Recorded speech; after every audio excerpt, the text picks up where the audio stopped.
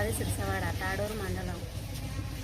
మేము తాండూరులో పనిచేస్తుంటాం. ఇంతవరకు తాండూరులో పనిచేస్తుంటే మాది రేకుల ఇల్లు అయినందుకు ఇల్లు శాంక్షన్ అయింది. మాకు ఇందిరమ్మ ఇల్లు శాంక్షన్ అయింది. శాంక్షన్ అయితే మీకు శాంక్షన్ అయింది చిన్నమ్మ బాబాయ్ అని చిక్కూరులో మళ్ళేసి చెప్పిండు మాకు.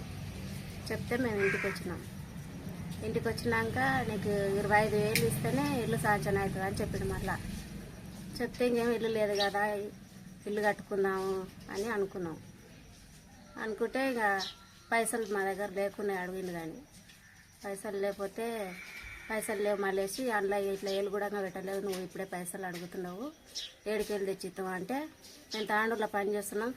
ఫోన్లు చేసిండు మాకు. ఫోన్లు చేస్తే ఊరికి అడుగుతున్నాడు కదా, ఇంక ఇస్తాంలే ఎప్పుడన్నా అవసరం పడతాడని 10,000 ఇచ్చినాం. నేనే నా భర్తకు అన్ని 500 ఇచ్చి పంపిస్తే ఇంటికి వీళ్ళ నమ్ముకొని తీసుకొని మళ్ళీ ఎవరికి చెప్పకు బాబాయ్, ఎవరికని చెప్తే బాగుండదని చెప్పిండంట. చెప్తే మేము కూడా ఎవరికి చెప్పలేదు.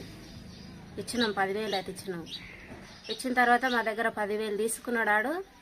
తీసుకొని ఇప్పుడు ఇందిరమ్మ ఇల్లు వచ్చిందంటే మేము బేస్మెంట్ లేపిన తర్వాత మా బావలకు మాకు గొడవలు అయితే మేము కేసు పెట్టినాం. మా బావలైనా కేసు పెట్టి కూడా 2 రోజులు అవుతుంది. పోలీసులు కూడా ఏమంటలేరు ఇప్పటికి. ఈ సిక్కర్లో మళ్ళీ వేసి అడ్డం పడుతున్నాడు మాకు. మా బావలకే సపోర్ట్ ఇస్తున్నాడు. మా దగ్గర 10,000 తిన్నాడు, మళ్ళీ మా బావలకు సపోర్ట్ ఇస్తున్నాడు. మళ్ళీ పోలీసు కేసు పెడితే ఇంతవరకు పోలీసు వాళ్ళు ఏమంటలేరు. మాకు న్యాయం జరుగుతుందా లేదా, ఇందిరమ్మ ఇల్లు కట్టుకోవాలన్నా లేదా, మళ్ళీ బతకనిస్తారు ఎవరు ఊళ్ళో మా బావలు అని చెప్పి మా దగ్గర 10,000 తీసుకున్నాడు. మళ్ళీ తీసుకొని ఉడకంగా మళ్ళీ మా బావలకు సపోర్ట్ ఇస్తున్నాడు. మా ఆయనని భయపెట్టిస్తున్నాడు, ఆయనను బెదిరిస్తున్నాడు.